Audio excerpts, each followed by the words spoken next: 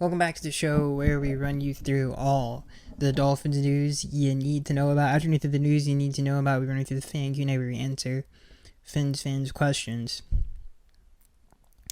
Not a ton to talk about in today's show. There are some interesting topics that were brought up over the week that should be interesting, but it is the dead period. We're like a week away from cool stuff happening, which is good. Get to see the Dolphins practice a little bit in a week, which is fun. Hopefully we'll get some cool clips of Tua throwing some deep passes to some of his receivers. But in the meantime, we have this stuff to talk about. This first news story comes from Dalvin Cook's Instagram. Excuse me, there's a long pause there. He says, this is what his quote was. And again, obviously he's dealing with a lot of stuff with the Vikings, but he said, quote, "Your value doesn't decrease based on this thing literally popped up as I was trying to read it. This is what he had to say about his relationship with the Vikings. He says, your value doesn't decrease based on someone's inability to see your worth. That was his quote from Instagram.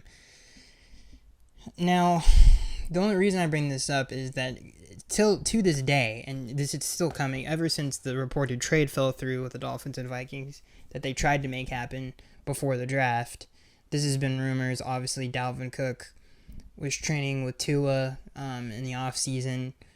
Tua's trainer in the offseason. That doesn't really mean anything, but he did that. And then, obviously, Dalvin Cook is from Miami. And then there was a lot of reports after the trade fell through that the Dolphins were still interested in Dalvin Cook. Then the Dolphins drafted A-Chain from Texas A&M, the running back. And then even after the post-draft press conference, they still said everything is still on the table when asked the question about adding another running back. So there's a lot of things that could, it was never shut down. Krisker has shut other things down in the past when it comes to questions about adding players. They have a lot of interest in this particular player. They clearly don't want to trade for him. They don't want to take on that contract. I don't think any team in the NFL does, especially after all of the reports that he's going to be cut anyway. So it's pretty much a wait-and-see thing. I'm sick and tired of hearing about it myself. I hope something gets resolved quickly. It would be nice to have those three on the team, Waddle, Hill, and Cook. That's a really nice three. And there's still room for other players like A-Chain to make plays, even in different ways. Like I said, A-Chain could be a really, really, really good returner his first year in the NFL on punts and kicks, which is something the Dolphins really needed. So it's not like, oh, well, you're taking away from one side. No, I feel like it does add. I don't think it's taken away from anything. I'm just sick of hearing about the rumors, honestly. I hope something gets done. Obviously he's not going to be a Viking. It just kind of depends on where he'll go. But he, in terms of scheme fit, we've talked about it before. He fits the scheme to a T. He's a great playmaker. It would solve the issue from last year, which is having a consistent third option to rely on week in and week out, which they didn't really have last year. Obviously, Gesicki didn't fit in the scheme. The run game was up and down, and a lot of that had to do with the quarterback being in and out of the lineup all year. That didn't help things either. But to have a third guy who can take over a game week in and week out, maybe the Chargers game is a great example of that. You can really lean on Dalvin if other things aren't working, and it takes pressure off of Tua as well. And you can get Dalvin involved in the pass game. So you would have three players that can consistently score from anywhere on the field, and they all do it in different ways. So it would be a really nice thing to have. So it would be a phenomenal move, and it would make the Dolphins a better team. It's just, at this point, we've been hearing about this for over a month now. All right, so moving on from that. Hopefully Elijah Higgins can be that guy. I really like Higgins. I've said that many times, but I think Higgins has a chance to be pretty good. Just depends on if he can make that transition. This first news story comes from Pro Football Rumors. Excuse me. Emmanuel Ogbah receives full clearance to come back for football activities, which is awesome. Everything that's happened since Ogbah got hurt, you kind of forget about Emmanuel. And then you start to think to yourself, oh my God, Emmanuel Ogbah's on this front seven. And then you look at the front seven itself. It's probably, honestly, with the Eagles, I would say the most versatile in the NFL. It's definitely the most versatile and deep defensive line that the team, especially on the edges, that the team has had in a long time. I know some people are a little bit worried about the interior, but they go 3 deep, and with Ogbah coming back, they can alternate him inside too. He can play inside, especially in this scheme. I think Ogbah easily could play inside defensive end in a 3-4 pretty easily. I mean, he's done it before. So their interior, they have a lot of versatility. They can do a lot of things there. They don't really, like, the one thing about this defensive line that I love, especially with Vic Fangio, and obviously with the news of Emmanuel Ogbah's coming back, especially this early in the offseason, they're never going to have a team that they're going to play where it's like, oh, this is a bad matchup for their front seven. That's never going to happen. They have so much versatility. I mean, you look at even Malik Reed, who's another guy that can do who has a totally different skill set, or Andrew Van Ginkel, Jalen Phillips, obviously Bradley Chubb, and then you throw Emmanuel Ogbah in there, who can play outside and inside at a very high level, and they all do different things well. I mean, Emmanuel is a phenomenal run defender. So is Bradley Chubb. Obviously, Christian Wilkins and Zach Sealer are great run defenders. Raekwon Davis is a really, really good run defender. They have got great pass rushers on this team. And then you move people like David Long and Jerome Baker off the ball, and especially David Long, who's phenomenal in the trenches. The front is so versatile. They're not, like I said, it's just, oh, this is a pass team. They have the horses to get after it. If it's a run team, it's more physical game, they have the horses to get after it. Especially in this division, in the East, the Patriots are a very physical smash mouth style. They always have been. The Jets and the Bills are more finesse and like to pass the football. So it really fits well in the division too, and they're never going to have a game where they're outmatched in any way. It's very versatile.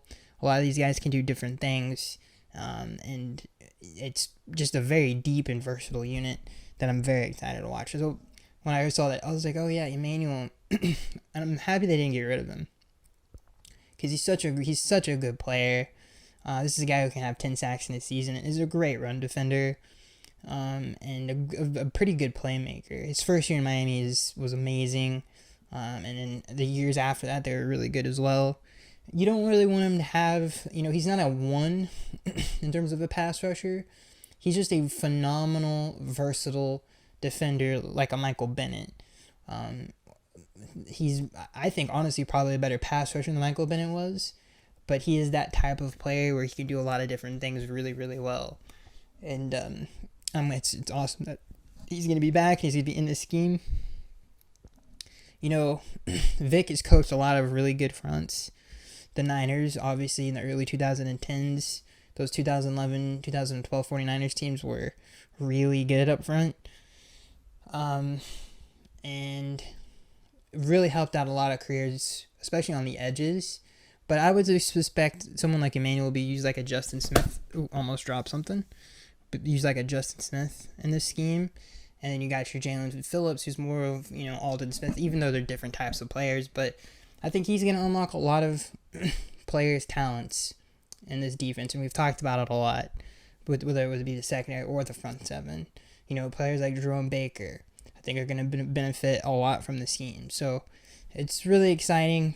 It's the best defensive front the Dolphins have had in over 20. Like, honestly, you could, and they obviously have to play football, but with a combination of Vic and the talent on the front, like, it could be, this unit has a chance to be one of the best in the history of the franchise. So it's pretty special. So it's secondary. Secondary is really good too. But I really like the front. I honestly could talk myself into it being the best unit on the team in terms of positional. The defensive line is very good. Like, very, very good. So it's nice to see Emmanuel Ogbah coming back. See if there's any. I also want to bring this up as an update for the tight end position, which I thought was interesting. So this is what the unit looks like right now, and this is what it's going to look like going into camp. I just want to bring this up really quickly. Durham Smythe, Tyler Croft, Eric Saubert, obviously from Denver, and then you have Higgins, who's being moved to tight end. I really like that unit. It's a much more physical unit than it was last year, and I think it's going to really help the run blocking a lot. So I just wanted to bring that up because I was looking at it, I was like, all right, let me look at the tight ends, and I'm like, I like it, especially if Higgins can be that guy. I really like the guys behind him. It adds more physicality to the team, which they needed. It's gonna help them run the football.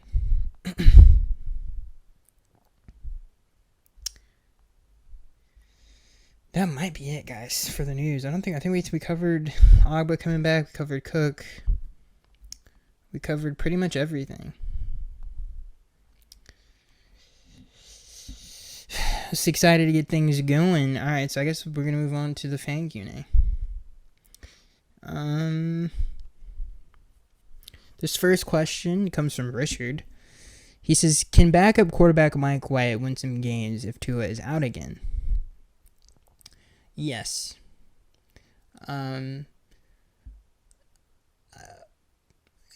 I think there's a lot of reasons why. I think the biggest difference between him and Teddy, especially, he's a much better pocket passer.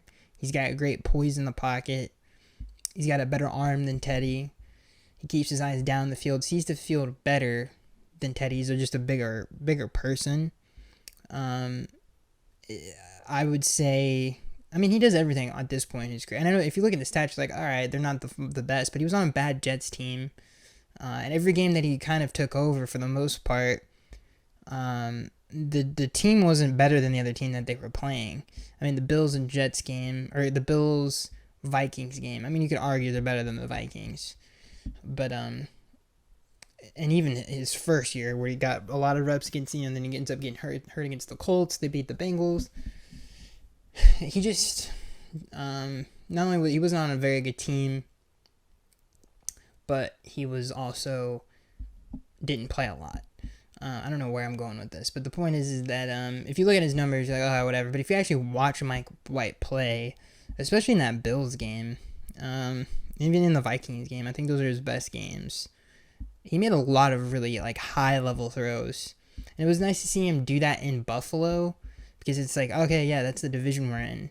And he made a lot of really, really good throws in that game, and then he ended up getting hurt. And then that kind of limited the offense from there on. But he's a real, he could be a starter in the NFL, on a kind of a transitional type of a situation, like a Fitzpatrick type of situation. I do miss Ryan Fitzpatrick. Everybody, even just saying, I miss him.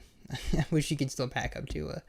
But yeah, Mike White is much better than Teddy Bridgewater, and his just arm's better. He's more accurate. He's gonna play better against the divisional opponents, especially on the road, than those guys did. Even though this year it's a lot easier because the weather will be better than it was last year. But the biggest thing is just seeing the field. I think he just did it, but he does it better than both of the other guys that are on the team. Maybe Skylar makes a jump this year, but that was one of the issues in some of those games that they played. They didn't see the field well. They missed a lot of plays. And I love the fact that Mike, and this is something Skylar did sometimes, but wasn't very consistent with it, and Teddy just could not do.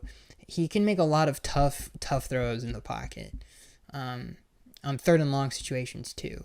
So Mike is just a better player than those people. He's better poised, can see the field better, and a stronger arm.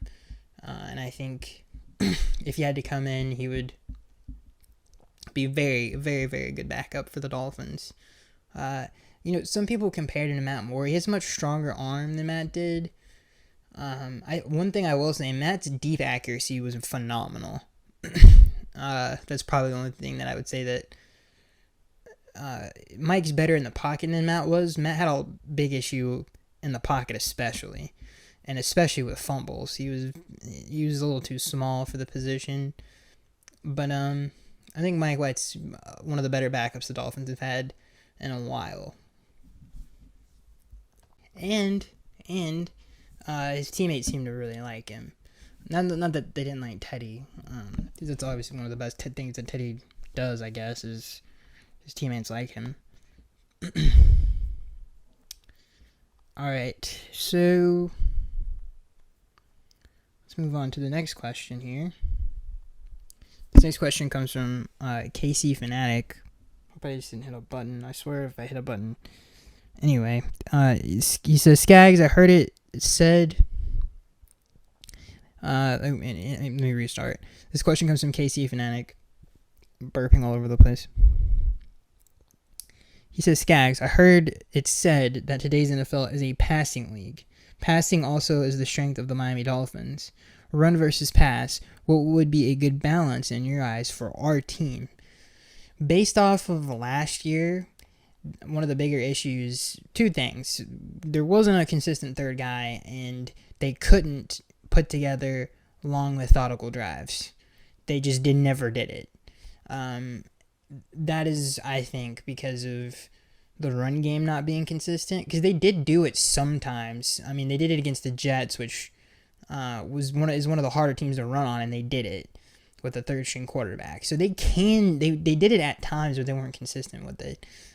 So I would say, based off of last year, and I hoped and pray that the team going into this year plays better in the scheme, especially in the run game. And then Mike's got kind of a better feel of what this offensive line can do. So hopefully that gets better. But I would say this team is definitely a pass to set up the run team, which is fine but they got to be able to. If there is a team like the Chargers who is playing a lot of pass coverage and has a weaker front, and plays with a lot of weak fronts, you have to take advantage of that. And hopefully they can turn that switch on this upcoming season. So I would say they're definitely a pass team to set up the run. Maybe we'll see more of what Mike McDaniel did in San Francisco with the run game this year. And maybe we'll have a better, especially mid-season, maybe we'll have a better counter for what other teams did. And I want to say this before we move on to kind of add on to that. And I've talked about this before. They fixed it as the year went on, but they need to have more safety valves in certain situations. If you go back and look at that Chargers game, and they did fix this in the last month of the season, but it's like every team that we played, especially if this is a zone coverage team, they dropped so far back and just left voids underneath, and we were just a little bit too aggressive at times. Which is funny because that's against the narrative of Tua, but it's true. I don't know why people think we throw screens for ace. I wish we were a good screen team, but we weren't last year. So that was something that they needed to fix, and they ended up fixing it. I hope we see more of that this year. But yeah, I hope we see more Mike McDaniel run stuff and kind of turn into that team. Also, I'm just looking forward to, even if the offense, I hope it's more balanced and can be more physical for sure. But the one thing I'm really looking forward to is the defense being better, because we're going to get a lot more opportunities in games to score more points and have better field position. So I think all of those things are going to be great. And even if the Dolphins have the same style that they did last year, that's fine, because the defense really was, especially in November, was not very good. and didn't give the Dolphins a lot of second opportunities. Now in December, that was a different story. They won games for us in December that we had to have, and they did lose games for us that we had to have in December too. You know, we gotta.